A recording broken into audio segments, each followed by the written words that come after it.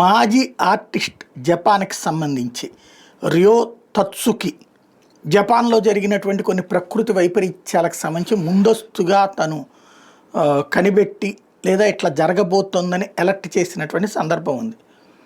దాన్ని మొదట విభేదించిన వాళ్ళు ఉన్నారు, ఇదంతా నాటకం అన్నోళ్ళు ఉన్నారు, ఇదంతా ఉంది. అయితే మ్యాక్సిమం అవి కరెక్ట్ అయినటువంటి సందర్భం. ఇప్పుడు తన నుంచి వచ్చినటువంటి తాజా ప్రిడిక్షన్ ఏంటంటే, ఇది ఏప్రిల్ కదా, మే, జూన్, జూలై నెలలో మెగా సునామీ వస్తుంది అన్నటువంటిది.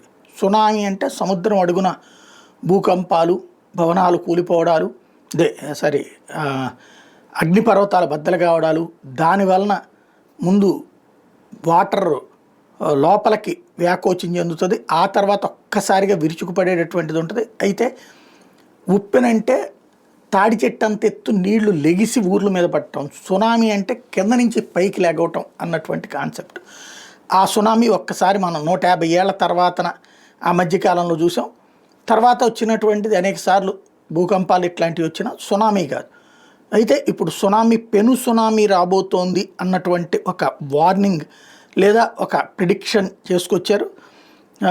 జపాన్కి, ఫిలిప్పైన్స్కి, తైవాన్కి, ఇండోనేషియాకి దీని ప్రమాదం పొంచి ఉందన్నటువంటిది తనకు సంబంధించినటువంటి హెచ్చరిక.